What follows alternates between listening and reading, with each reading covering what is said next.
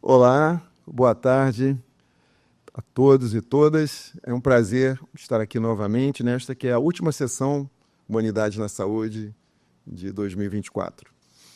Olá, dando as boas-vindas agora a quem nos assiste também através do Instagram, se junta com o grupo do auditório e de quem nos assiste online. Hoje temos uma sessão muito especial. Nós vamos ter um convidado, o professor Dante Galian. O professor Dante Galian é doutor em História Social pela USP e pós-doutorado na França, e é professor titular do Centro de História e Filosofia da Unifesp. O professor Dante já esteve conosco na Humanidade da Saúde e ele se caracterizou pela criação de um tema de estudo sobre literatura e o seu papel dentro da cura médica. E ao conversarmos, a curadoria, Denise conversando com ele sobre a sessão, ele nos brindou com a complementação com esse tema, que vai ser o central dessa palestra, e que a música, como sempre, já nos dá uma dica, né? Algo muito atual, da busca da performance individual. Uma busca muito grande por performance, por perfeição. E isso é uma fonte de adoecimento. Então, o professor Dante, que eu já previamente agradeço muito a disponibilidade, alguém muito ocupado, autor de livros, professor, palestras, mas se dispôs a dar um tempo para nós aqui, vai falar exatamente dessa busca doentia, digamos assim, até de performance, e como isso conectar e buscar dentro disso uma saúde existencial. Professor Dante, muito obrigado, a palavra é sua. Muito obrigado, Ricardo, muito obrigado a Denise e a todos aqueles que estão envolvidos nesta atividade. Uma grande alegria, um grande orgulho estar aqui participando dessa sessão do Humanidades em Saúde, que, como você mesmo citou há pouco, eu tive a alegria de participar alguns anos atrás, antes da pandemia, acompanhado pelo saudoso professor Ricardo Cruz. E realmente, para mim, é uma forma de prestigiar e homenagear essa pessoa tão querida, tão engajada, né, tão consciente da importância das humanidades dentro do âmbito da formação e da prática clínica, da prática médica, né? Esse é um trabalho que eu venho tentando desenvolver há pelo menos 25 anos, né? E já junto ao Centro de História e Filosofia das Ciências da Saúde, da Escola Paulista de Medicina, da Universidade Federal de São Paulo, e foi a partir daí desse trabalho que a gente entrou em contato com o professor Ricardo Cruz, e a partir disso também a gente desenvolveu uma série de projetos, uma série de publicações que hoje vem, digamos assim, colocando essa temática, ajudando a colocar essa temática dentro de um âmbito mais amplo e dentro de uma sensibilização na área médica e na área das ciências da saúde de maneira geral. Hoje o convite para participar aqui dessa sessão, dessa última sessão do ano com vocês, eu acho que é bastante pertinente, né? Até em função mesmo da época do ano. A gente está aí, a gente vai percebendo esse processo de aceleração que a gente vai vivendo, numa perspectiva histórica, né? A gente, como você mesmo colocou na minha apresentação, eu sou historiador de formação, então sempre com este olhar, né, de pensar as transformações ao longo do tempo, do ponto de vista social, do ponto de vista humano, né? E a gente vem percebendo historicamente esse processo de aceleração cada vez mais instigante, cada vez mais frequente, né? E de maneira particular, dentro de uma perspectiva mais pontual no tempo, a gente percebe que justamente essa época do ano, né, em que a gente vai se aproximando aí do Natal, do Ano Novo, fechamento de ano e tal, esse ritmo nosso que já é acelerado normalmente ao longo de todo o ano, ele fica ainda mais frenético, ele ainda fica mais, enfim, curto, né, e ao mesmo tempo mais exigente. Então, o convite aqui hoje é para a gente dar uma parada, né, dar uma desacelerada para pensar em temas que são pertinentes para a nossa própria saúde. Eu tenho muito, nos últimos tempos, em função mesmo do meu trabalho de pesquisa, do meu trabalho de professor, de alguém que está refletindo, né, à luz da experiência com a literatura, do qual, acho que justamente na sessão que eu participei aqui, acho que foram 5 anos atrás, eu falei justamente sobre esse meu trabalho com a literatura, que eu vou chegar a mencionar alguma coisa aqui hoje também na nossa conversa, né? E é fundamental que a gente, a partir dessa experiência do contato com as humanidades, a gente se utilize desses recursos como uma forma de desaceleração, de pausa, de contemplação, de celebração. Isso também é um outro aspecto importante que está muito pertinente com este momento do ano que a gente está vivendo, se aproximando aí das festas. Mas o tema que me foi sugerido, acho que foi muito em função das coisas que eu venho publicado, das coisas que eu venho falado nos últimos tempos, né, em que eu venho explorando muito a temática da saúde existencial relacionada com um elemento, vamos supor assim, etiológico, de âmbito assim mais interessante, mais amplo, que seria a questão da lógica da performance. Passada a pandemia de Covid-19, que foi traumática para todos nós, e em maneira especial nós que estamos aqui hoje, né, celebrando aqui o professor Ricardo Cruz, a gente vai percebendo que a pandemia do vírus passou, mas eu acho que ela foi embora e revelou uma outra pandemia, né?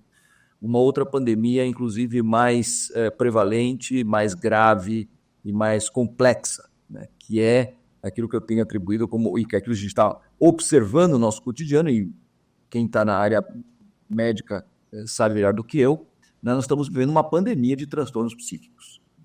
Nunca se falou tanto no âmbito da saúde mental, nunca se comentou tanto, nunca se divulgou tantos dados, tantos estudos, né, mostrando efetivamente que nós estamos passando por um período histórico extremamente complexo, extremamente marcante por esse fenômeno dos transtornos psíquicos, né?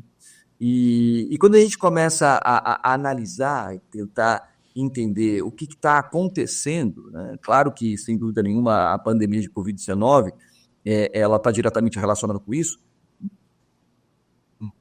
mas não como um sintoma decorrente imediatamente. Eu acho que a pandemia, né, com toda a questão do lockdown, com toda a questão da transição dos encontros presenciais para os encontros remotos, né, essa participação cada vez mais prevalente e frequente das novas tecnologias na nossa vida cotidiana, assim por diante. Eu acho que todos os fenômenos acabaram como que acelerando e, ao mesmo tempo, revelando de uma maneira mais evidente algo que a gente já carregava no período pré-pandêmico, né, e que já era identificável, que eu acho que a pandemia de Covid-19 simplesmente exacerbou e permitiu perceber de uma maneira mais evidente, né? E aqui nós estamos percebendo claramente que, analisando mais profundamente esse fenômeno patológico, que se manifesta principalmente nesse âmbito dos transtornos psíquicos, né, aquilo que eu costumo chamar de uma lógica performática, né? A gente vem investigando muito essa questão, né? A palavra performance, né, aparece aí porque ela é uma dessas palavras-chave, dessas palavras que mais aparecem nas buscas, né? E quando a gente vai também fazer uma pesquisa, eu tenho me dedicado também a trabalhar e a pesquisar através de uma outra inserção que eu tenho no âmbito de pesquisa, que é o CEDI, o Centro de Estudos Humanísticos e Desenvolvimento Integral, que está ligado a uma escola de negócios aqui em São Paulo, que é o ISE, né, ligado ao Instituto Superior da Empresa, que é ligado ao IESE de Barcelona, uma das escolas de negócio mais prestigiosas do mundo, né? E onde eu já venho trabalhando há um certo tempo, desenvolvendo a mesma metodologia que eu desenvolvo na Escola Paulista de Medicina, ou seja, de trabalhar a literatura como uma forma de despertar a temática humanística, né, e levar as pessoas, através da literatura, a se voltar para si mesmas, a se voltar para a sua a sua própria humanidade, né, a gente vai percebendo que o que tem sido assim, muito prevalente na vida cotidiana, né, principalmente no ambiente corporativo, mas não só no ambiente corporativo, na sociedade como um todo, é essa cobrança por performance, né? A gente está como que atrelado, a gente está como que funcionando, né, numa lógica cada vez mais determinada pelo tempo da máquina, né? A gente, nas últimas décadas, principalmente, e depois do fenômeno da internet, mas isso é um fenômeno que, na verdade, provém fundamentalmente da Revolução Industrial, então não é um fenômeno novo, né? Esse processo de aceleração e mecanização da vida humana, né? E acho que o elemento assim, mais icônico para ilustrar um pouco essa nova sistemática da vida é o Charles Chaplin em tempos modernos, né? Quer dizer, aquela imagem já clássica, né? do Chaplin, do Carlitos, né? Envolvido com as engrenagens da máquina e aquela questão toda, né? E esse fenômeno foi se radicalizando, né? Principalmente depois do surgimento da internet, do surgimento das novas mídias, das novas redes sociais, assim por diante, em que cada vez mais a gente se percebe vivendo no tempo, não só o tempo da máquina, mas no tempo digital, né? No tempo das novas tecnologias, assim por diante. E se por um lado a gente percebe que essa vivência em torno do tempo da máquina, do tempo das redes, do tempo da internet, assim por diante, tem possibilidade com que a gente venha fazendo cada vez mais coisas, né? Tudo vai acontecendo de forma mais rápida, a quantidade de possibilidades e de produtividade vem dobrando a cada ano, né, ou a cada minuto quase, né? A gente vê isso na produtividade científica e toda essa questão relacionada, por exemplo, ao desenvolvimento da inteligência artificial e assim por diante. Quer dizer, se por um lado, né, tudo isso tem resultado, né, nessa explosão fantástica de acontecimentos, de realizações, de descobertas, de possibilidades, né, a gente tem observado também que isso tem um outro lado, né, que tem um efeito colateral, podemos dizer assim, né? E aí a gente percebe que, e isso a gente percebe de uma forma muito sintomática, né, na própria saúde psíquica e no sentido mais profundo da saúde existencial das pessoas, né? Quer dizer, a gente tem observado que nós que desenvolvemos esses gadgets, né, hoje a gente já não concebe mais a ideia de a gente andar sem um celular, né? E esse celular, claro, todo mundo sabe, não é mais simplesmente um instrumento de comunicação, não é um telefone, né? O que a gente menos usa, a funcionalidade menos utilizada nos smartphones é justamente o telefone, né? Os smartphones são esses microcomputadores, né? Esses elementos de alta tecnologia, de inteligência artificial, assim por diante, que estão nos conectando 24 horas com o mundo, né? E, ao mesmo tempo, essa hiperconectividade através desse gadget, né, também está relacionada a uma desconexão com aquilo que seria próprio do humano. A gente está substituindo, né, uma lógica humanística, né, que é toda a temática aqui que a gente faz, que vocês fazem nesses encontros, né, para uma lógica performática, né? A palavra performance, né, ela tem uma origem no latim, performare, né, quer dizer que dar forma pré-determinada por uma determinada substância ou por uma determinada objeto, né, de maneira intencional, mas essa palavra foi evoluindo, o seu uso foi evoluindo ao longo da história, né, e o uso que a gente faz dela hoje está muito ligada à atribuição que se deu na língua inglesa na época da Revolução Industrial, né, quando se falava que as máquinas performavam, né?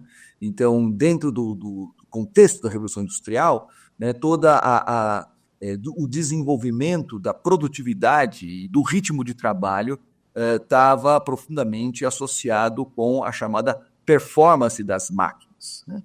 É claro que a gente tem também outras atribuições do conceito de performance, por exemplo, na década de 60 do século passado, né, se chamou de performance também os happenings, ou os acontecimentos artísticos, né, ligados ao âmbito da contracultura, assim por diante, mas efetivamente o sentido que acabou prevalecendo dentro da cultura moderna, contemporânea, acabou sendo justamente a performance enquanto um elemento relacionado ao desempenho, né? Num primeiro momento ligado às máquinas, às estruturas tecnológicas, né? E que acabou contaminando a própria ação humana, e mais do que a própria ação, o próprio viver humano, né? Então, assim, numa sociedade em que a gente vai vendo a hipervalorização da produtividade, né, do consumo, da produção, né, da realização, assim por diante, então a gente acaba pegando de empréstimo esses termos, ou esses conceitos, que num primeiro momento estavam atribuídos ao universo, né, das tecnologias, das máquinas, assim por diante, e trazendo para a vida humana, né? Quando a gente entra, por exemplo, no âmbito de uma literatura voltada, né, para uma formação ou para uma educação continuada na área de negócios, por exemplo, mas que já contaminou todas as outras áreas, inclusive a área da saúde, assim por diante, a gente percebe o quanto que ela vem trabalhando ou disseminando essa ideia da alta performance, né? Então, assim, o que interessa é que o profissional, seja ele de que área for, tem que apresentar essa característica, essa virtude, né, de desempenhar em alta performance, né? Produzir mais, trabalhar mais, obter melhores resultados em menos tempo, seja do ponto de vista de ganho capital, seja do ponto de vista de atendimento, por exemplo, quando a gente pensa no âmbito da saúde, né, seja do ponto de vista científico, né, essa performance também é cada vez mais medida em termos da produtividade quantitativa, e acho que muitos de vocês aqui sabem do que eu estou falando, né, em termos de publicações em revistas indexadas, enfim, isso já contaminou, né, a sociedade e, podemos dizer assim, em certo sentido, a própria humanidade em todos os setores, né, em todos os aspectos, né? O resultado a gente está vendo aí, né? Quer dizer, talvez a gente esteja produzindo, inclusive, muito mais do que a gente necessita e muito mais do que a gente teve, né?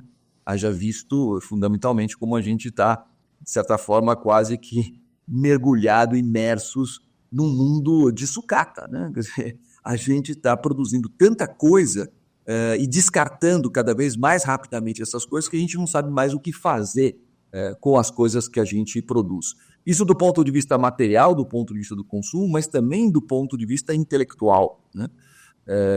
Sem dúvida, a gente nunca teve tanto acesso a informações e aspectos de conhecimento, mas a gente vai percebendo que, na mesma medida em que a gente tem um crescimento exponencial de conhecimento e informação, a gente vai percebendo também um declínio também bastante acentuado do ponto de vista do próprio julgamento crítico, né, do senso crítico, de como julgar, como avaliar toda essa quantidade infinita de informação.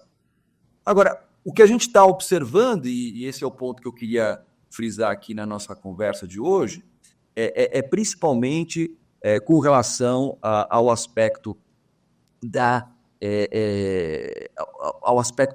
do efeito de tudo isso na nossa saúde, né?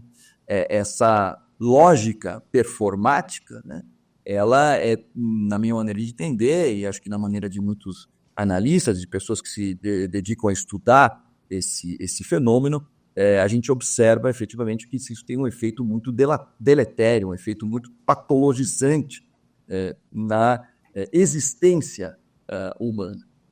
Primeiro porque o ser humano não é uma máquina, né? O ser humano é uma coisa muito mais complexa. É óbvio que a gente tem uma série de elementos que ao longo da história da medicina, por exemplo, né, quando falava-se, por exemplo, em Descartes, né, quando Descartes tentou descrever, né, o funcionamento do corpo comparado com o funcionamento de uma máquina, assim por diante, a gente fala efetivamente numa perspectiva de sistemas, né, e isso acabou, inclusive, entrando dentro do vocabulário e da própria concepção de saúde na modernidade, né, quando você pensa no modelo biomédico, né, que é um modelo que, de certa forma, está inspirado dentro dessa perspectiva, né, mecanicista que prevalece no pensamento moderno, pelo menos desde o século XVII, século XVIII, e que veio se radicalizando nos últimos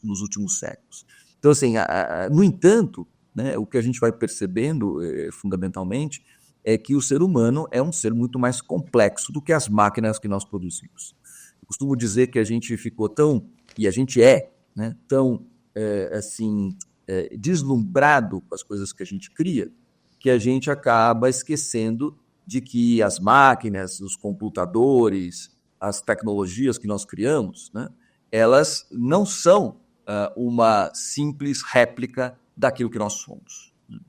Ultimamente, eu tenho discutido muito esse tema diante dessa problemática toda extremamente atual, que é a problemática da inteligência artificial, que inclusive eu considero o uso dessa expressão um tanto quanto equivocada, né? Eu acho que mais do que falar de inteligência artificial, nós deveríamos falar, né, de raciocínio artificial, porque o que a inteligência artificial faz é justamente desenvolver num âmbito muito mais rápido e muito mais abrangente aquilo que uma certa faculdade, uma certa dimensão da nossa inteligência, que é a dimensão do raciocínio, que é raciocinar ou operar a partir de dados previamente colocados numa perspectiva eminentemente intelectual, o conhecimento, né? Só que a inteligência, né, olhando numa perspectiva mais ampliada, né, que aí envolve toda uma epistemologia filosófica mais ampla, uma antropologia do pensamento mais amplo, a inteligência vai muito além do raciocínio, né? A inteligência, ela envolve também aspectos não só intelectuais, mas também aspectos emocionais, aspectos intuitivos, né, e toda uma outra gama de experiência, né, de existência, que quando você reduz inteligência a uma parcela meramente intelectual, na verdade você está reduzindo o que é a experiência humana propriamente dita. Então o que a gente percebe nesse contexto todo é que essa insistência dentro dessa lógica performática acaba, sem dúvida nenhuma, fazendo com que a gente vá vivendo uma vida que não é própria do humano, né? Esse é, inclusive, o título do último livro que eu publiquei, é próprio do humano, uma odisseia do conhecimento e do autoconhecimento, da autorrealização em 12 missões, que é um pouco o resultado desses anos todos de pesquisa, de trabalho, seja no âmbito propriamente científico, seja no âmbito da docência, né, da minha experiência com o laboratório de leitura, que é essa atividade que eu comentava há pouco, em que eu, através dos clássicos da literatura, proponho uma discussão sobre os temas essenciais da existência humana, né?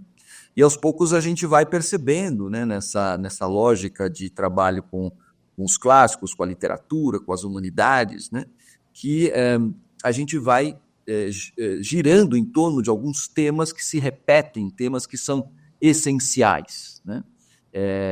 E isso é o que acaba caracterizando fundamentalmente uma lógica humanística, digamos assim, né? A gente vai percebendo quanto nós precisamos nos conectar com aquilo que nós somos, próprio do humano. Esse trabalho que eu fiz, né, adveio justo da própria realidade empírica com os meus alunos, principalmente lá na Escola College de Medicina, em que depois de alguns anos já lendo e discutindo os clássicos da história da literatura, como a Odisseia de Homero, a Divina Comédia de Dante Alighieri, os Irmãos Karamazov, do Dostoiévski, Memórias Póstumas de Brás Cubas, do Machado de Assis, Clarice Lispector, e aí por aí afora, né? Esses alunos que me acompanham nesses anos todos, chegam um certo momento que eles falam assim, professor, é interessante como a gente, lendo livros tão diferentes, de épocas tão diferentes, né, de culturas diferentes, a gente sempre acaba voltando sempre para os mesmos temas. E o senhor sempre costuma falar desses temas essenciais da história ou da existência humana. E aí, naquela eloquência, naquela pureza mesmo da pergunta de um jovem, né, essa aluna me perguntava quais são os temas essenciais da existência humana, né? E isso ficou, eu não soube responder, respondi assim de uma maneira um tanto quanto evasiva naquele momento, mas isso ficou para mim como um desafio, né? Quais seriam os temas essenciais da existência humana? Quais seriam esses temas que, inevitavelmente, a gente sempre volta a eles e que a gente precisa voltar justamente para resgatar aquilo que nos conecta com o que seria próprio do humano, né? E acabei encontrando, podemos dizer assim, uma resposta, não necessariamente é a única e a resposta total para isso, mas justamente lendo um dos livros mais antigos, um dos livros mais importantes da história da humanidade, que é justamente a Odisseia, né? Junto com a Ilíada de Homero e junto com os livros do Antigo Testamento da Bíblia, é o que existe de mais antigo na história da humanidade, pelo menos na tradição ocidental. E lá, lendo e discutindo com os meus alunos a Odisseia de Homero, acabei encontrando essas 12 lições, né, esses 12 temas que, de certa forma, na minha maneira de pensar e propor, seriam aqueles que nos caracterizariam como humanos, né, que nos conectariam com aquilo que seria próprio do humano. E aí, é nesse sentido que eu vou contrastando, né, que eu vou pontuando, né, essa dialética entre, por um lado, essa lógica performática que nos faz viver cada vez mais como máquinas, né, e que, portanto, vai nos desumanizando. E essa desumanização tem um efeito patológico, né, que eu chamo de lógica performática, e, por outro lado, né, qual seria, então, uma lógica terapêutica, né? Como é que a gente poderia, de certa forma, enfrentar, fazer frente a essa lógica performática, né, que eu chamaria de uma lógica teleológica, né? Por que teleológica? Porque está ligado a essa ideia da palavra que é de origem grega, né, telos, né, o conhecimento do fim. Teleológico quer dizer aquele que busca um fim, uma finalidade, né, uma finalidade da existência, ou, de uma maneira mais prosaica, o que a gente chamaria de sentido da vida, né? Acho que muitos de vocês já devem ter ouvido falar do Viktor Frankl, né, um grande psicólogo, psicanalista judeu, alemão, que inclusive esteve preso em campos de concentração na época da Segunda Guerra Mundial, e que, a partir dessa experiência empírica, existencial, acabou desenvolvendo toda uma linha psicanalítica muito, muito interessante e muito reveladora, que seria a logoterapia, né? E que está toda ela centrada dentro da perspectiva da busca do sentido, né? Quer dizer, nós, seres humanos, seríamos seres em busca de sentido.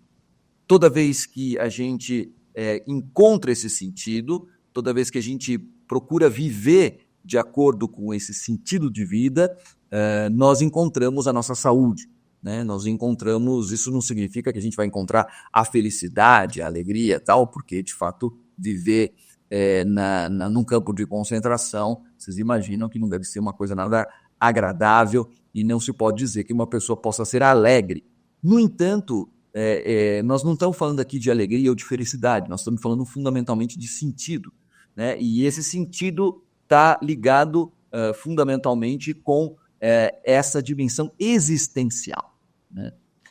O que a gente observa hoje em dia é que talvez a gente esteja muito bem, infelizmente não é o caso da maior parte da população, mas em grande medida a gente percebe que as nossas necessidades físicas, materiais, né, são fornecidas, a gente tem acesso cada vez mais a facilidades, né, às comunicações, né, e até um certo luxo, né, um certo conforto, assim por diante, mas a gente percebe que a atenção dessas dimensões inegáveis, né, elas não são suficientes para suprir, né, aquilo que o Viktor Frankl chamava da busca do sentido. Né? E onde é que nós vamos encontrar essa busca de sentido? Né?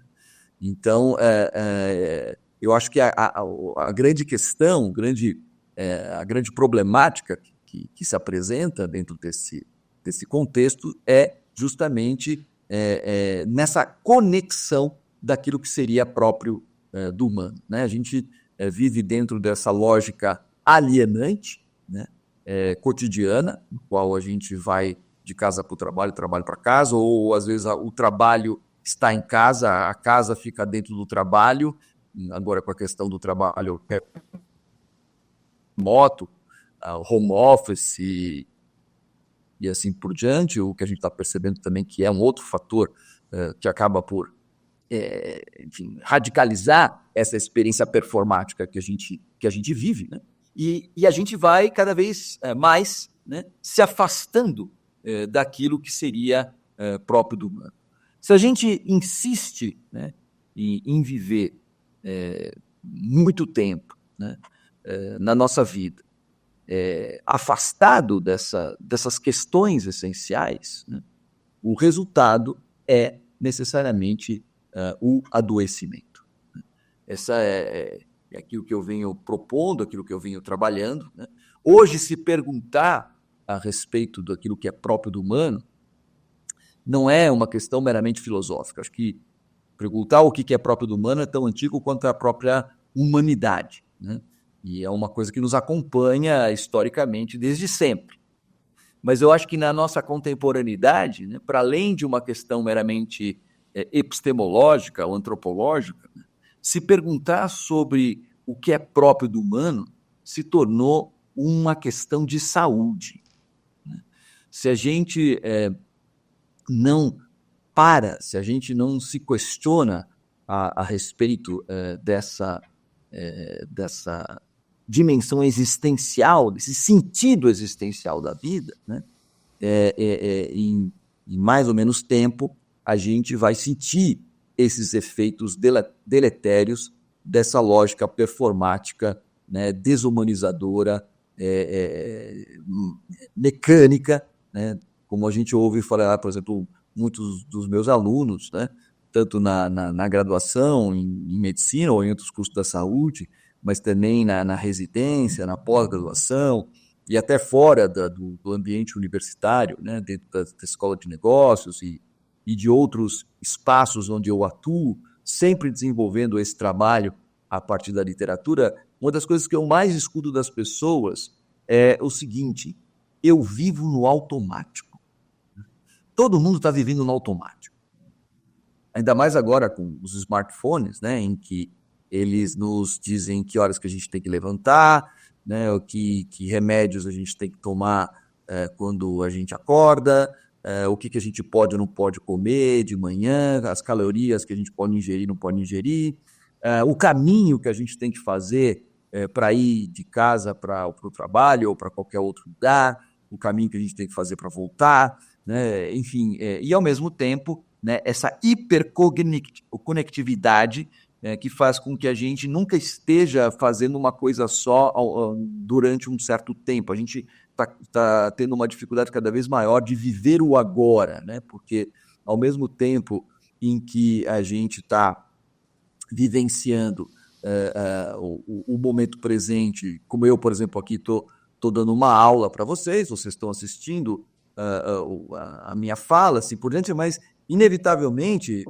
se vocês forem olhar o celular de vocês agora, vocês vão ver que já foram bombardeados por uma infinidade de mensagens, né, nas redes sociais, no WhatsApp e assim por diante. Então, cada vez mais está difícil a gente viver o momento presente, né, e estar todo aqui.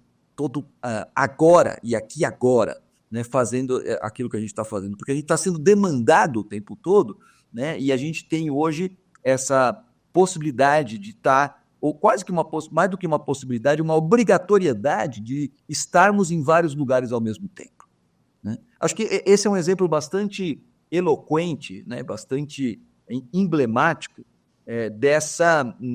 dessa lógica performática absolutamente inapropriada para o humano, né? Tudo bem, a gente pode desenvolver até novas conexões neurais, assim, para dar conta de fazer toda essa questão importante que a gente, dessas demandas todas que a gente tem colocado. Se a gente for comparar, né, o que seriam as nossas capacidades cognitivas e de multitarefa, na atualidade, comparar há poucos anos atrás, algumas décadas atrás, a gente percebeu que a gente se adaptou e se desenvolveu muito.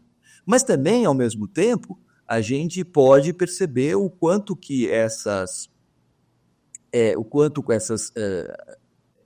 hiperconectividade, essas novas habilidades que a gente vai desenvolvendo, né, acaba tendo um efeito extremamente deletério do ponto de vista da nossa própria saúde, né? Isso também é um elemento indiscutível.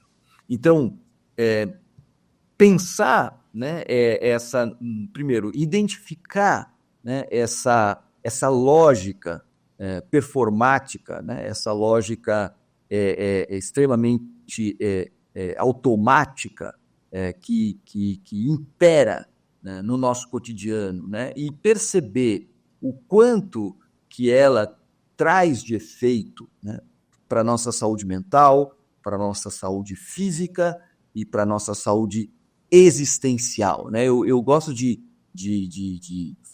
reforçar muito esse aspecto do existencial, né, porque aí se liga fundamentalmente com a questão que eu comentava há pouco dessa lógica teleológica, dessa lógica de sentido, né? A palavra existência também vem do latim, vem da palavra existire, né?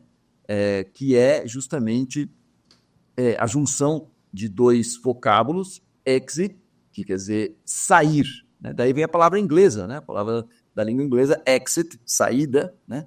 Então, existire é sair para ficar de pé, né? Num sentido mais radical da palavra, né?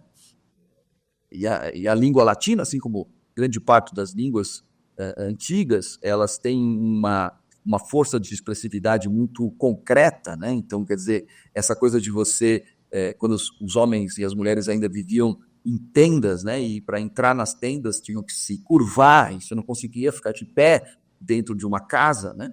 Então, quando você, para ficar de pé, ou seja, para vivenciar, né, essa vocação, esse sentido da plenitude do humano, que né, como diziam os gregos, antropós, ou seja, aquele que anda sobre duas patas, né, sobre dois pés, é preciso que você saia, né? Inclusive, das 12 lições daquilo que é próprio do humano, que eu desenvolvo no meu livro, essa é a primeira, é próprio do humano ter de sair, né? Então, assim, essa lógica teleológica começa fundamentalmente da necessidade que a gente tem de sair e ficar de pé, né? Da gente encontrar o nosso próprio destino, da gente buscar a nossa própria, o sentido da nossa vida, né? E hoje a gente está, acho que, sendo pressionado cada vez mais para ficar, né? Então, assim, eu tenho percebido que a dinâmica de vida das pessoas é uma dinâmica cada vez mais introjetada, né? Eu tenho enfrentado grandes dificuldades, acredito que vocês que trabalham também com educação encontram esse mesmo problema, né, pensando fundamentalmente na educação, né? Anteontem mesmo dei a minha última aula no laboratório de humanidades, lá na Escola College de Medicina, e antes de começar a aula, antes de começar o encontro, eu tenho quase que recolher os celulares dos meus alunos, né?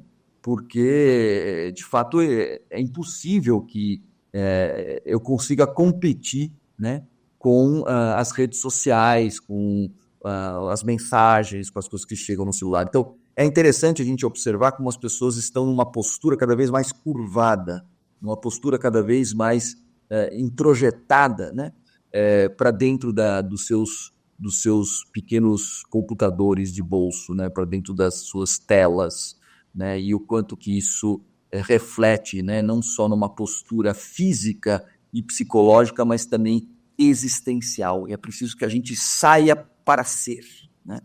E nesse sentido a gente precisa se libertar, né? Precisa se libertar dessa lógica performática, dessa lógica tecnológica, né, que sem dúvida traz grandes benefícios. E se não fosse assim, eu não estaria hoje aqui conversando com vocês, eu em São Paulo, outras pessoas aí no auditório no Rio de Janeiro, outras talvez em várias partes do Brasil e talvez do mundo. Então isso é uma maravilha, isso é uma coisa fantástica. No entanto, aquilo que é um instrumento de comunicação, aquilo que é um instrumento de conexão, pode também, e é muitas vezes, infelizmente, um instrumento de escravização. Então, para se libertar dessa lógica performática, é preciso a gente despertar, né? Eu tenho chamado muita atenção, e isso eu discuto principalmente num outro livro que eu publiquei alguns anos atrás, que inclusive foi o tema que eu, há 5 anos atrás, estive aqui conversando com vocês sobre literatura como remédio, né? Pensando a literatura como uma experiência aestésica, né? Uma experiência estética por excelência, né? A palavra aestesis vem do grego, né? A gente conhece ela pouco porque a gente costuma usar mais o antônimo dela, que é anestesis, né? Então, assim, anestesiar, todo mundo sabe, é colocar para dormir, enquanto que o aestesiar é justamente o contrário, é colocar ou criar situações de despertamento, né? Essa palavra aestesis, com muitas outras que vêm do grego antigo, né? Elas, a princípio, estão ligadas a nomes próprios, né? Assim, por exemplo, como na Odisseia, existe um personagem que é um personagem aestésico, né? Que é o mentor, né? Hoje se fala tanto de mentor, né? Até dentro do âmbito universitário, nas residências, a gente percebe cada vez mais a utilização da mentoria ou do mentor, assim por diante.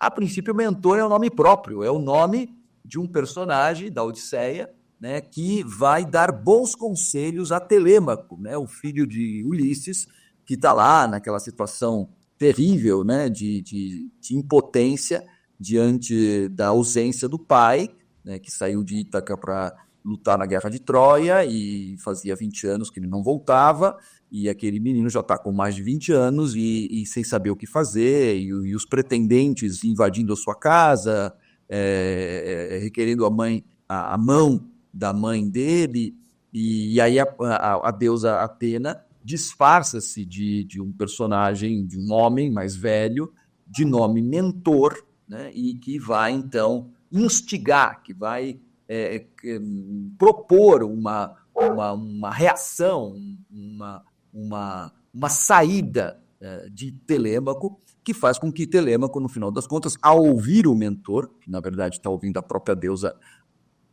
Atena, né, se realiza enquanto ser humano.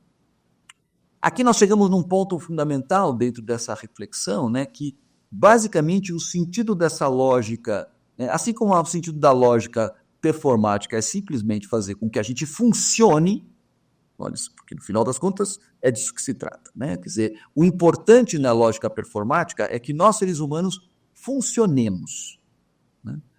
Na lógica teleológica, né, o que é importante é que nós nos realizemos. Há um termo muito bonito para isso, né, na tradição grega, que vem de Homero, né, e que depois foi retomado por Sócrates e por toda a tradição filosófica de Platão, Aristóteles e assim por diante, que é o conceito de kalokakaphia, né, que é traduzindo, né, kalos, do grego, quer dizer beleza. Gafia quer dizer realização. Então, é a realização da nossa própria beleza. Qual é o sentido da vida? Para essa visão clássica, para essa visão humanística que vem lá da Grécia, mas que você pode encontrar também em outras tradições no mundo todo, em várias épocas e assim por diante. Ora, o sentido da vida é realizar a nossa própria beleza, né? É sair, né? Sair da nossa tenda, ficar de pé e realizar a nossa própria beleza, a nossa kalokakafia, né? Agora, como é que a gente vai realizar a nossa própria beleza se a gente não sabe o que é o belo, né? Então, a grande questão que eu venho colocando dentro dessa proposta, né, de encontro da saúde existencial é que a gente vá em direção ao belo, né?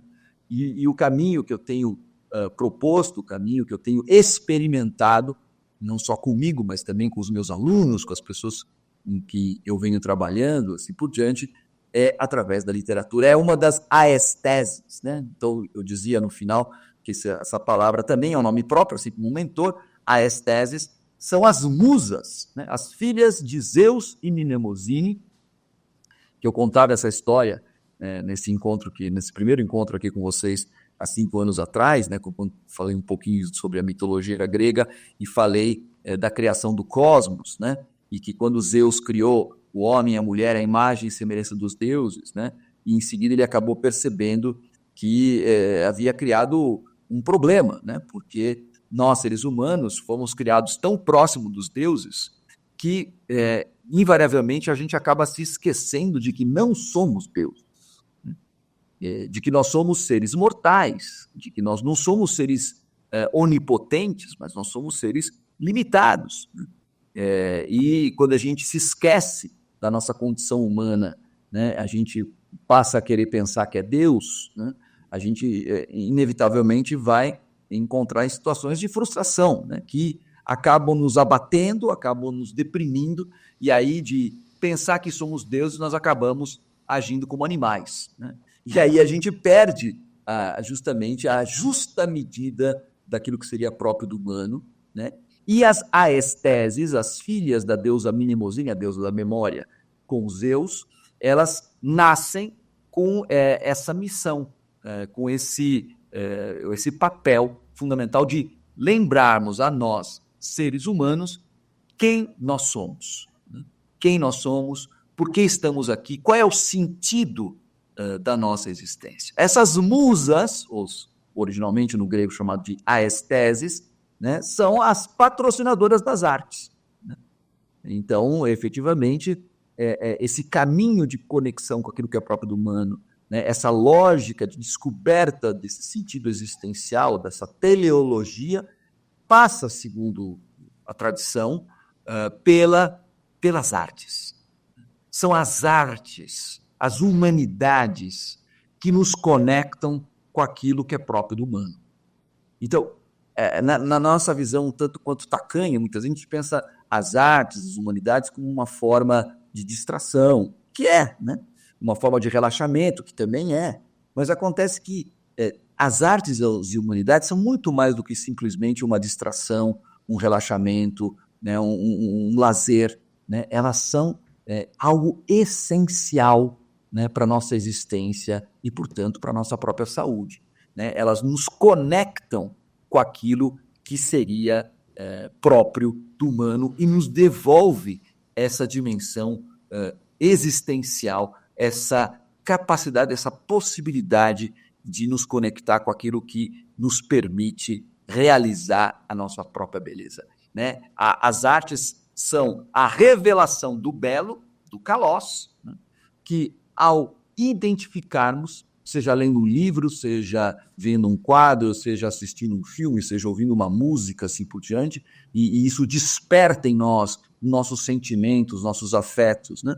É uma questão de estética, né? De despertar dos nossos sentimentos, assim por diante, e nos revela a beleza, né? E acaba gerando em nós esse sentimento, esse desejo, podemos assim dizer, instintivo de ir em busca dessa beleza, porque a gente identifica naquilo que é belo algo que, em última análise, está dentro de nós mesmos, né?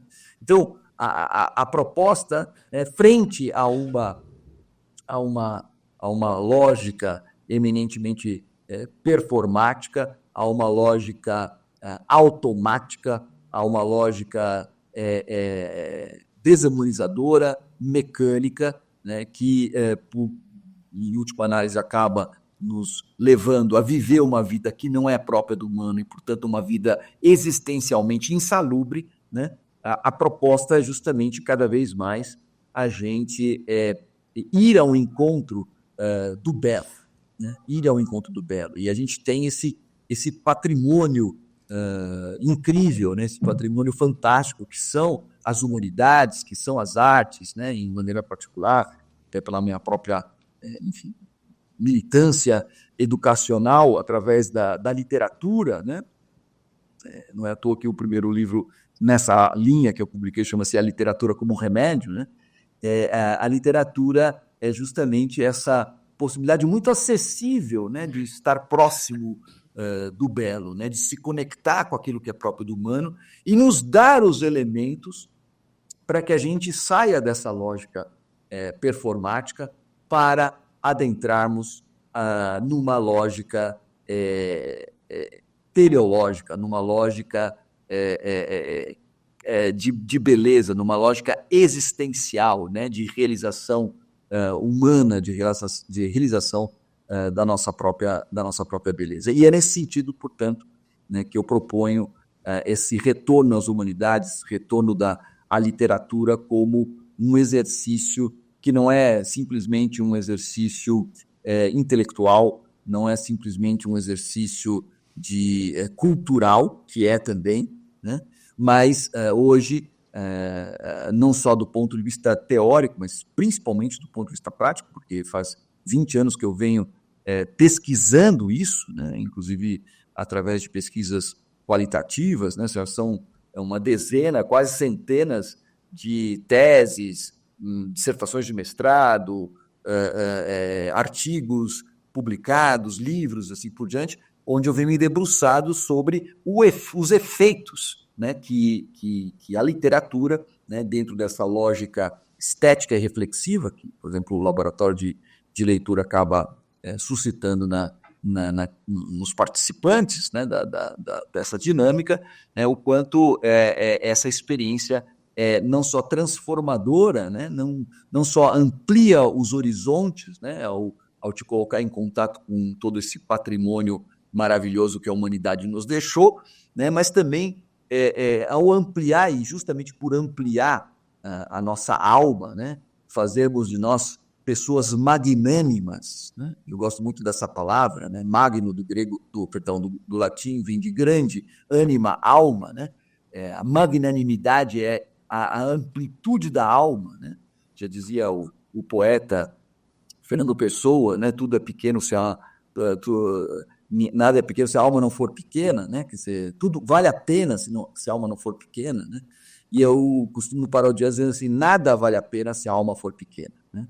A gente está vivendo tempos, infelizmente, tempos pusilânimes, né? A palavra pusil quer dizer pequeno em latim, ânima, alma, né? Então a gente tem que sair dessa dinâmica performática que, em última análise, gera uma alma empequenecida, né? Pusilânime, né?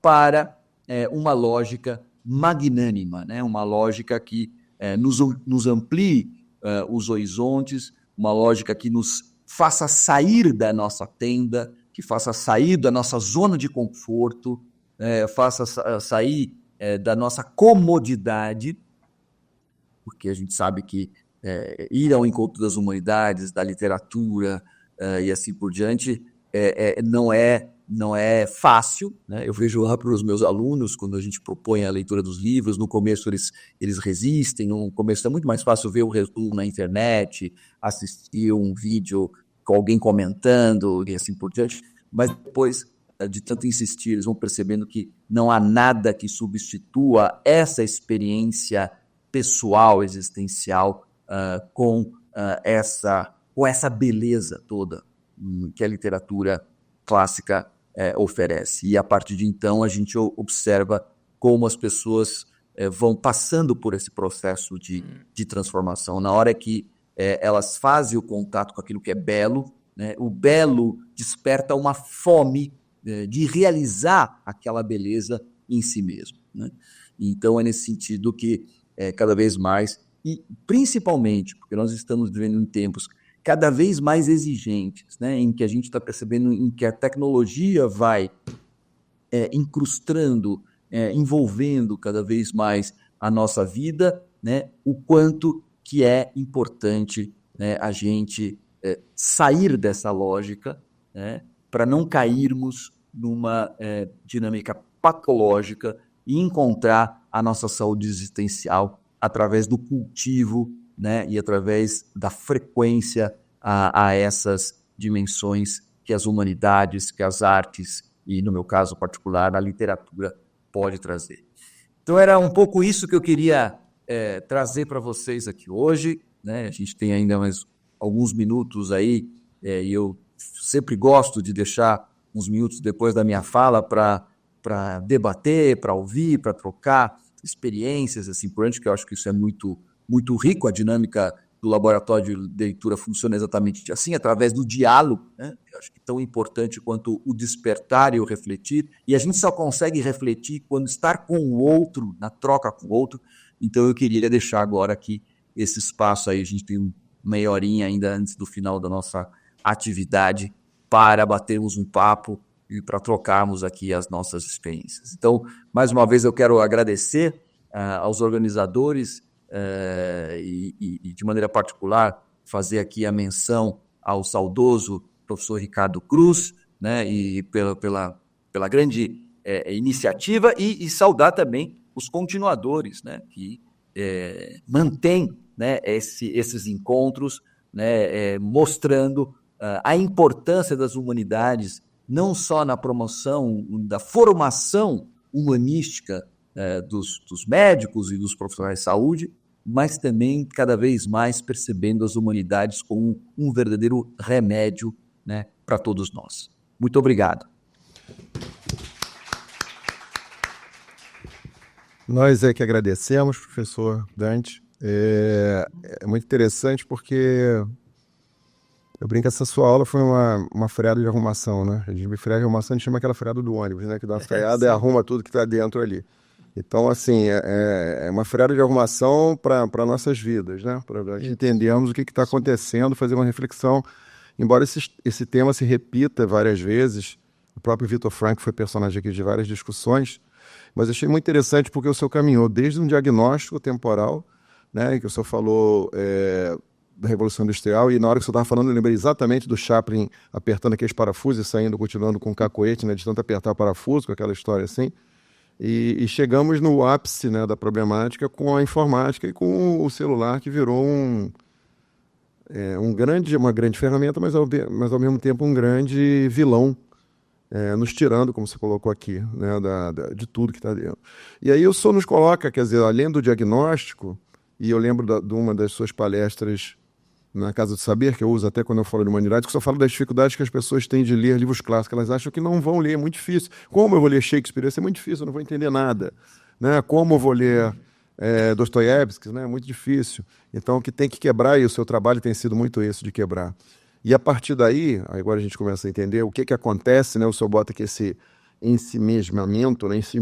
A pessoa se transforma em si mesmo dentro dessa caverna fechada, desse caramujo, que causa isso, e o levantar e sair através das artes. E aí, o SUS da literatura, a gente tem diversos caminhos aí, né? Tem música, tem diversos outros que dá para a gente discutir, e até outras sessões, né? O senhor estava falando de outros locais, a gente até recebeu uma pergunta aqui no Instagram, da Miriam Zaidan, que está em Goiânia. E ela pergunta, acho que o senhor até comentou, mas pode detalhar mais, como as pessoas poderiam desenvolver os afetos nas relações humanas. Como é que o senhor acha que isso, através dessa palestra e dessa literatura que o senhor colocou? E está aberto também a perguntas aqui da plateia, do Zoom, de onde quiser, por favor. Eu quero falar. Poxa.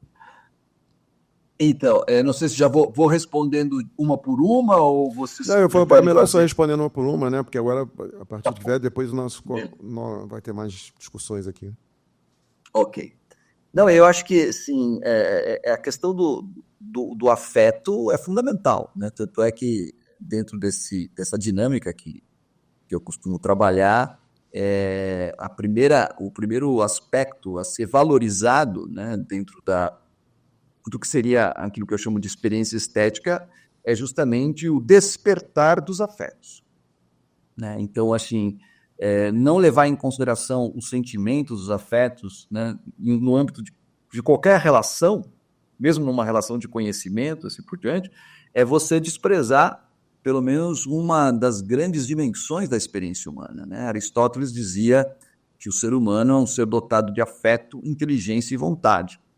Se você tira uma dessas três dimensões, a gente está como que mutilando aquilo que seria o humano propriamente, né? Então, não dá para você pensar o ser humano destituído de afeto, né? Primeiro porque isso é impossível. Segundo, que quando você tenta escamotear os afetos, né, ou não valorizar os afetos, ou deixar os afetos de forma não desenvolvida, assim por diante, o que você acaba gerando é uma monstruosidade, né, ou no mínimo uma patologia. Então, acho assim, inclusive os antigos, e na literatura isso aparece bastante, né, Flaubert, por exemplo, fala tem um romance dele que chama-se Educação Sentimental, né? E eu acho que a gente tem um dos grandes problemas que a gente enfrenta na contemporaneidade é que nós abandonamos a educação sentimental, né? Os afetos também precisam ser educados. E eu acho que um dos grandes desafios é isso. Em primeiro lugar, revalorizar a dimensão da experiência dos afetos, né?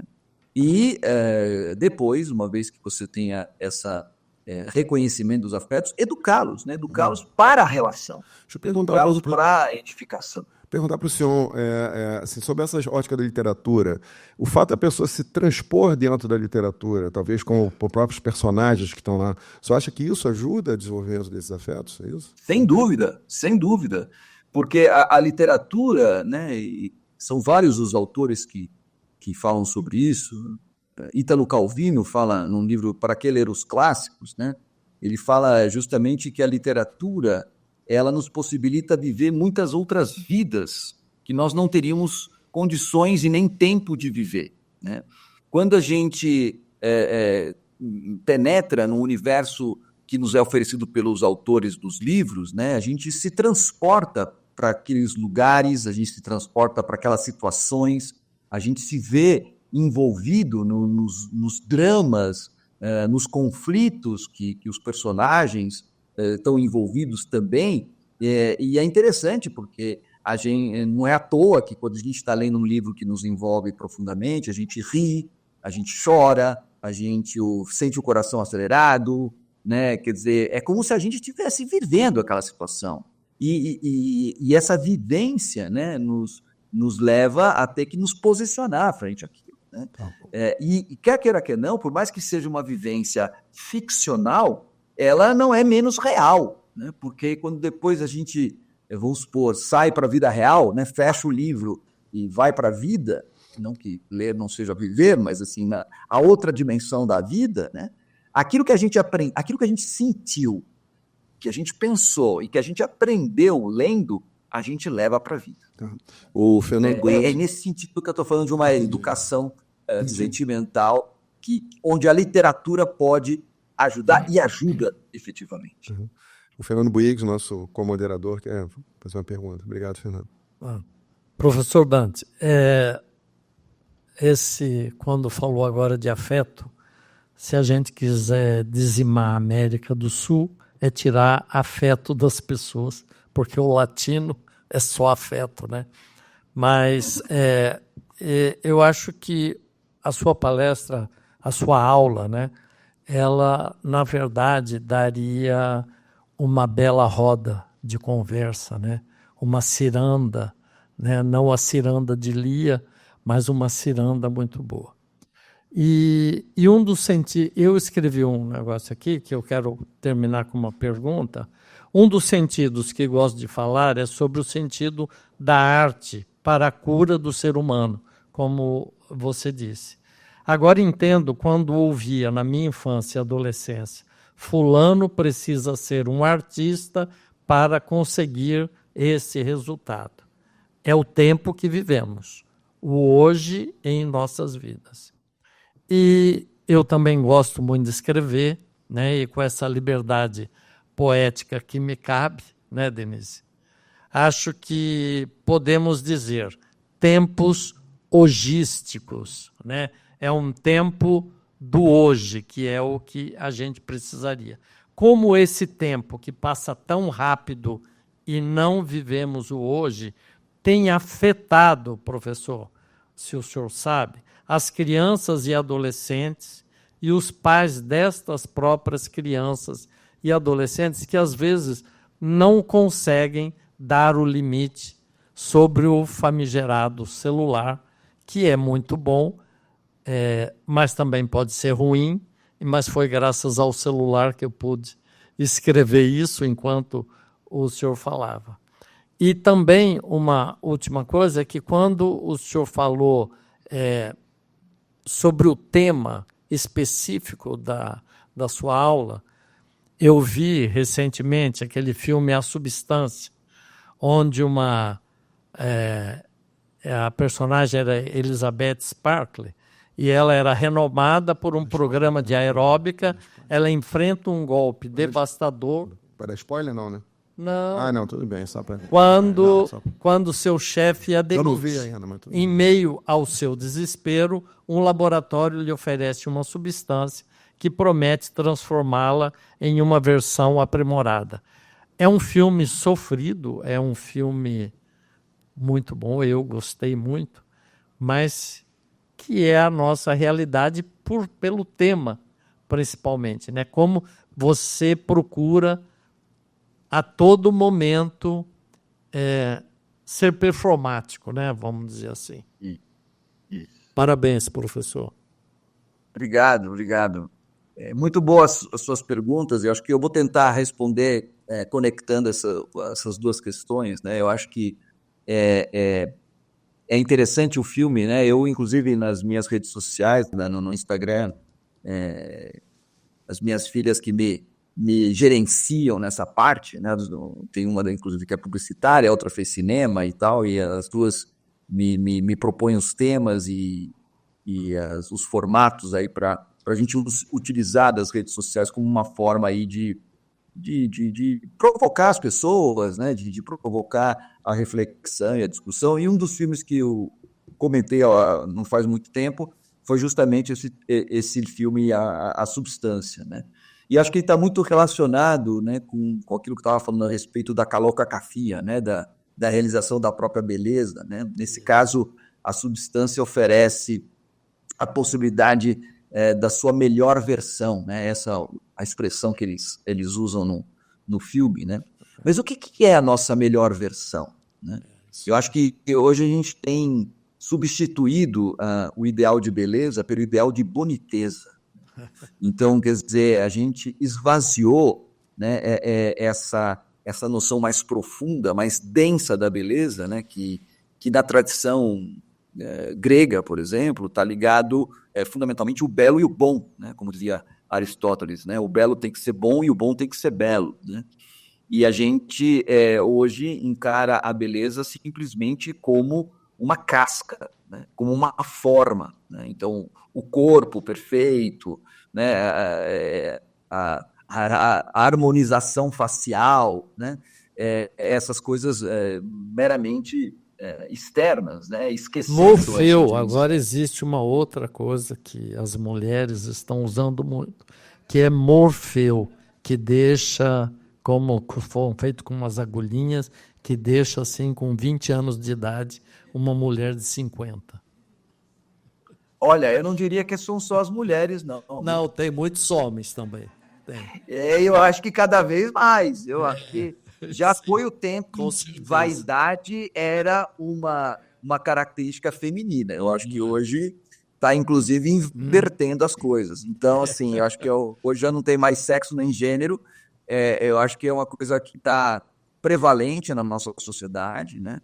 E é um pouco assustador, né? Acho que não é à toa que a diretora, no filme A Substância, exagera no aspecto estético, né? É um filme pesado, é um filme grotesco até, mas propositalmente grotesco, porque justamente eu acho que quer demarcar muito essa questão de como o esvaziamento da dimensão existencial, né, da alma, né, em relação ao belo, né, fazendo com que o belo se transforme simplesmente num bonito, num atraente, né, acabe transformando o ser humano num verdadeiro monstro. Né? Eu também não quero dar spoiler aqui, mas um pouco indicando quais os caminhos que a narrativa do filme vai Ricardo, assumir.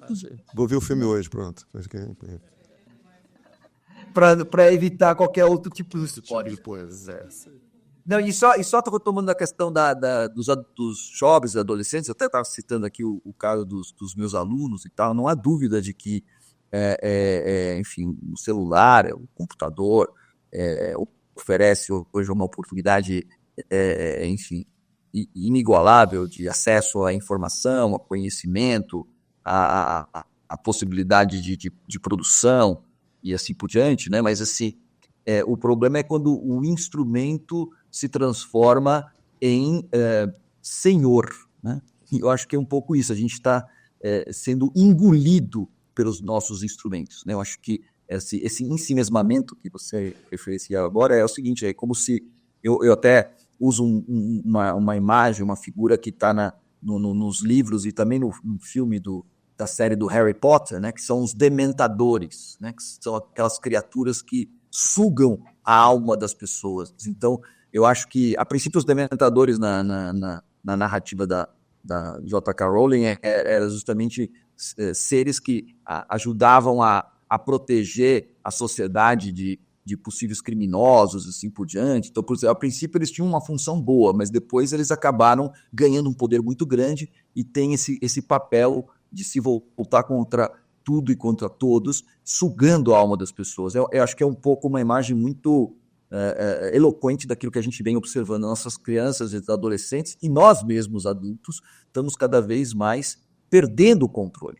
Né? A gente está se deixando mistificar, se deixando, enfim, envolver pelo canto da sereia das novas tecnologias, e com isso a gente, sem perceber, está tendo a nossa alma sendo sugada, e isso tem um efeito terrível do ponto de vista da saúde. Eu vejo, por exemplo, com muito bons olhos, né, a nova lei, agora recentemente aprovada, que proíbe o uso de celulares no ambiente escolar. Eu acho que é uma iniciativa positiva, né, para você preservar quem não tem ainda condições de se autocontrolar. Se nós não temos muitas vezes essa condição, imagina crianças e adolescentes que estão encantadas com todo o poder e todo o fascínio que a tecnologia tem, e quando elas vão ver, elas estão totalmente abduzidas por esses recursos. Então, eu acho que é algo que a gente tem que ficar muito atento. A mesma coisa também que vai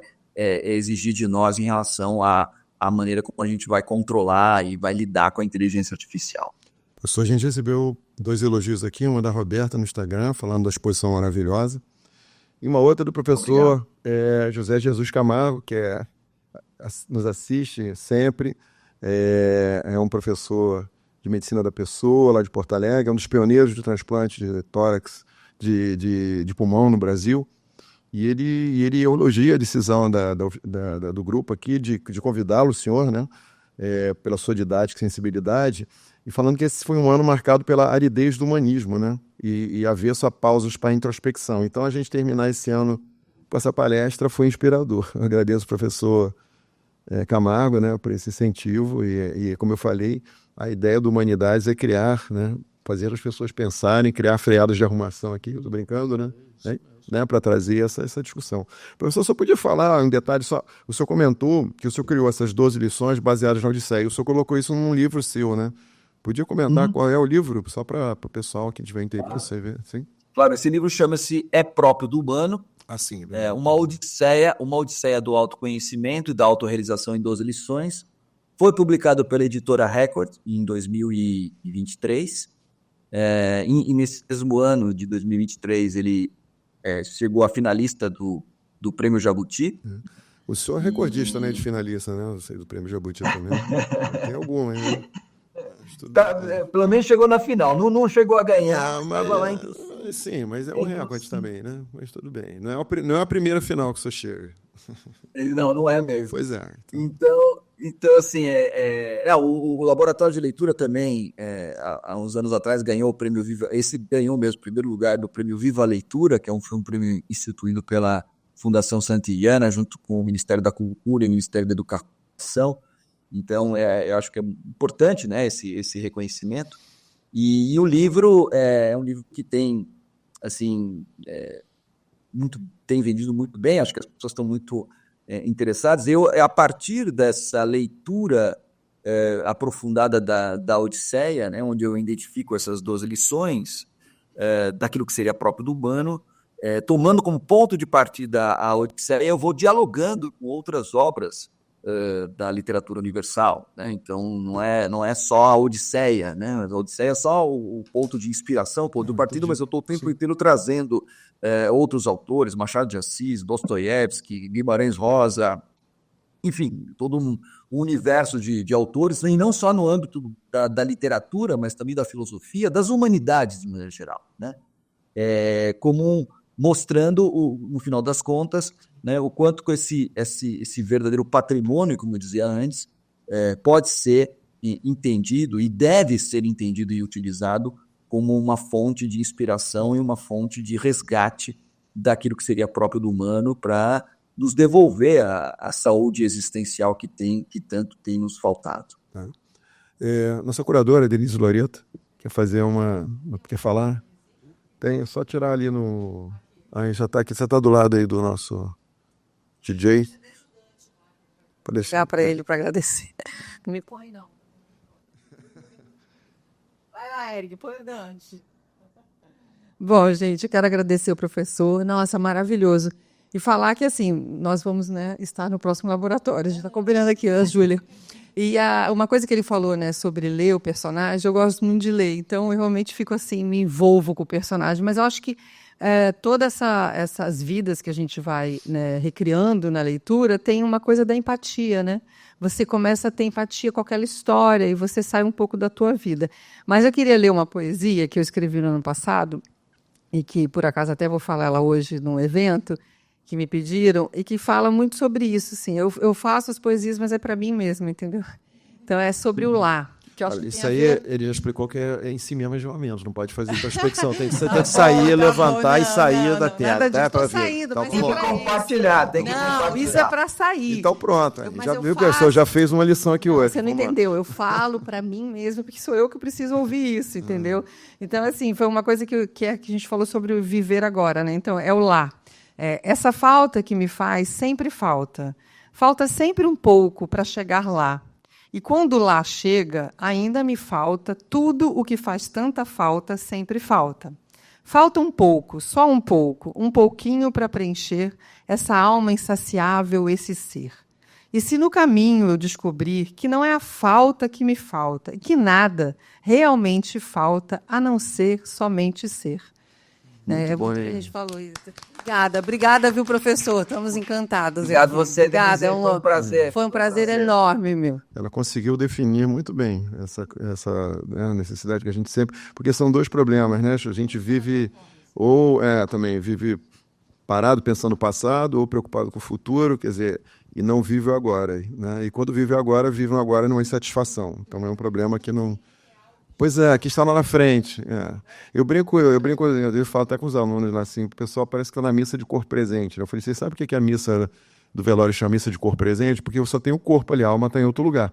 Então as pessoas parecem que estão com o corpo presente, mas a alma está em outro lugar, entendeu? Elas não estão inteiras dentro do local. E esse que é um dos grandes problemas. Eu queria deixar, professor, o senhor falar assim, eu estou preocupado que o senhor tem hora, eu sei que o senhor já vai para outro evento, eu estava querendo deixar o senhor agora para suas considerações finais, que aí eu poder liberar o senhor e a gente fazer o nosso encerramento tradicional. A gente ainda tem uma homenagem aqui para fazer, e aí o senhor seguir o seu caminho aí para suas performances aí seguintes. Performance não. Eu fiz um trocadilho de brincadeira com o senhor. Mas o senhor faz a performance com sabedoria, isso é que é importante. Não, tem um sentido positivo da performance, sim, realmente. Sim.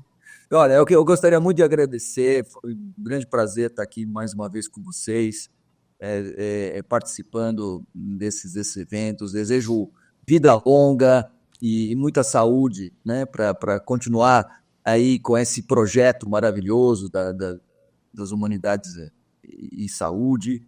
Eu acho que cada vez mais, e na mesma medida em que a gente vê o crescimento, o desenvolvimento e a participação das novas tecnologias dentro da área da saúde,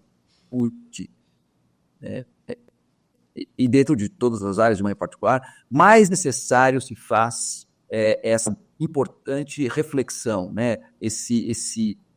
Essa parada, né? Essa valorização profunda das humanidades como uma espécie de antídoto mesmo, né? Um antídoto que corrige, né? Que estabelece um saudável equilíbrio com toda essa dinâmica performática e tecnológica que a gente vive hoje, né? Quer dizer, eu estou cada vez mais convencido de que falar de saúde é cada vez mais falar de humanidades, é falar de literatura, é falar das artes, é falar, enfim, da experiência humana, é pensar a saúde para além do físico, para além do mental, é pensar a saúde na sua dimensão existencial. E, nesse sentido, as humanidades e a literatura em especial são rédeos, são instrumentos cada vez mais importantes e essenciais. Então, mais uma vez, parabéns aí pela iniciativa, parabéns por toda a mobilização, por toda a organização. Agradecer aqui também ao Eric, que foi sempre muito solícito, muito simpático, né, na preparação de toda a dimensão técnica, a Denise, que foi excepcional. Todos vocês que participaram aqui, vocês mandaram muitas perguntas e tal, na medida do possível procurarei respondê-los. Ainda bem que tem coisas da internet, né? Estamos falando de máquinas aqui agora, né? E pior que o professor Camargo tinha mandado uma pergunta, mas ele caiu agora. Se ele voltar, senão a gente encaminha para ele aqui a pergunta do professor Camargo. Não, só estou avisado aqui que ele acho que está acompanhando, né? Ele teve visto que caiu, e a gente encaminha para ele a pergunta, durante a pergunta do professor Camargo. Nesse encerramento, antes de encerrarmos essa sessão, nós queríamos fazer uma homenagem. Nós tivemos esse mês uma perda gigantesca na medicina nacional, que é o professor Sérgio Novis. O professor Sérgio Novis, professor de neurologia da FRJ. Quem leu a nota de pesar da universidade viu o peso que o professor Sérgio Novis tem na medicina nacional, pela didática, pela capacidade de se entregar aos pacientes, pela capacidade do ser humano, já que falamos de humanidades, de estar junto com os outros. Muito admirado por Ricardo Cruz, que era nosso fundador do nosso programa. Então nós não podíamos encerrar a Humanidades nessa semana sem deixar uma pequena lembrança. O professor Sérgio Novis fez uma última participação aqui numa sessão Humanidade, quando sua filha até, Ana Novis, estava conosco falando, fez questão de participar online, mesmo estando em casa, recolhido. E, Eric, eu queria passar só esse trecho como uma lembrança ao professor Sérgio Novis, agradecendo, onde ele estiver, tudo que ele fez pela medicina, pelo ser humano e por nós aqui na Humanidades, que enquanto ele esteve conosco. Hoje é aniversário de Sérgio Rodrigues. Fazer um rápido pronunciamento, assistir essa deslumbrante sessão com muita emoção.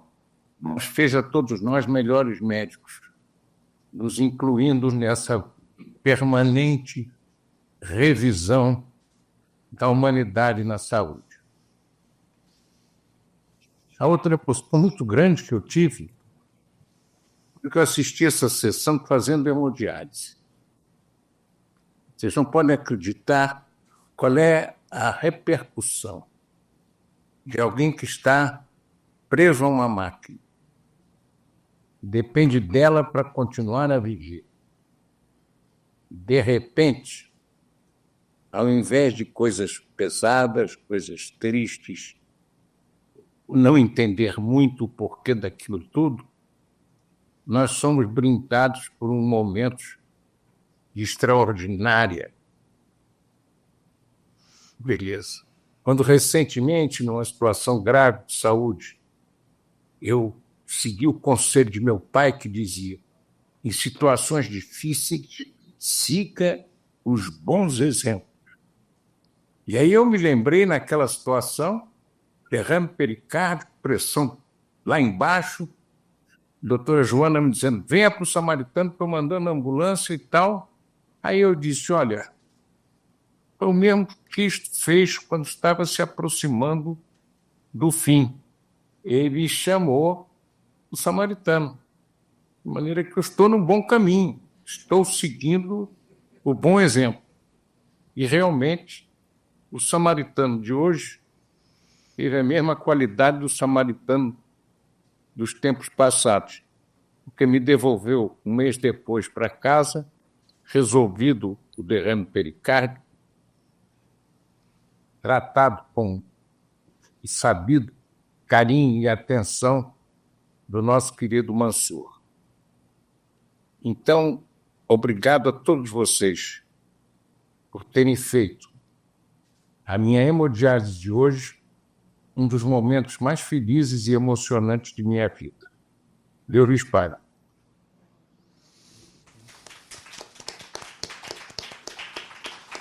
Deus abençoe, professor, onde o senhor estiver.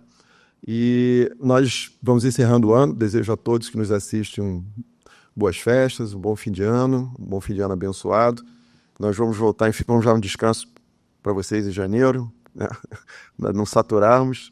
Vamos voltar em fevereiro com a sessão 126, no dia 20 de fevereiro.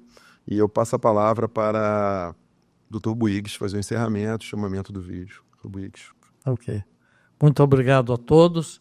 Obrigado a quem está nos assistindo pelo Instagram.